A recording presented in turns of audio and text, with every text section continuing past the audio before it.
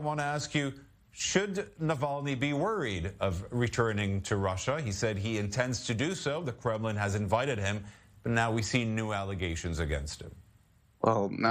Well, basically, of course, he should. Well, thank you for having me. Basically, of course, he should.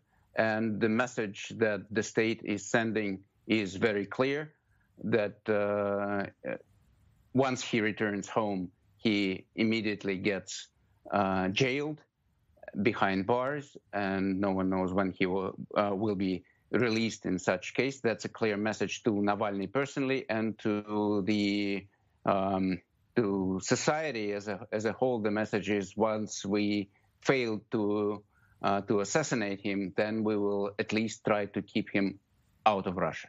We know exiled leaders residing, for example, in Britain or in Germany from other countries. We see it in Iran, we see it in China, we see it in different countries around the world. What sort of powers or what sort of influence could he have on Russian politics from his residence in Berlin? If he is to stay there, as you said, returning to Russia would mean imprisonment for him.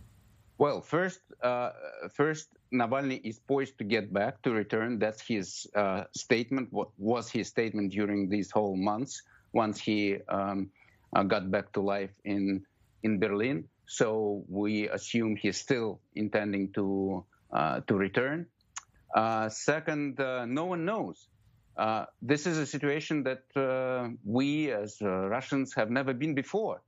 No one knows what kind of influence Navalny will have over Russian politics from outside, though we all assume that, of course, and basically the state assumes that's why what's happening is happening, that that his influence inside Russia, if he stays in Russia, is much more efficient than when he is abroad. And that's the assumption under which basically everyone operates, Navalny himself and his enemies in Russia's apparatus. A couple of weeks ago, the media was flooded with underwear images, blue underwear, I believe. This is true, yes. I think journalists never dealt so much with one piece of underwear, perhaps since the Monica Lewinsky case in the U.S., but that was a while ago in very different circumstances. Didn't come to my mind. Yeah. With regards to the investigation that is going on, it seems to be an independent investigation from Navalny's side. He was recording agents, Russian agents. One of them was, it seems, confirming in a phone call that he was sent to remove any sort of evidence from the underwear that Navalny was wearing at the time that he was allegedly poisoned. The underwear was taken by police as evidence, and then that agent was sent to clear the evidence. Of course, the Kremlin has said this is nonsense, and so did Putin in different interviews. What is your take? Where could this lead, this private investigation?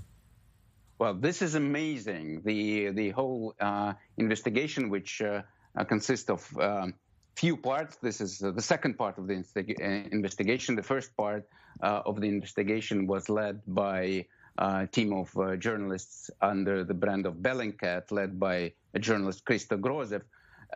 And they basically identified Navalny's poisoners as members of special squad of specialists in chemistry and nerve agents and chemical weapons within the FSB, within Russian special forces, based on mobile phone billings and air tickets information which they managed to obtain.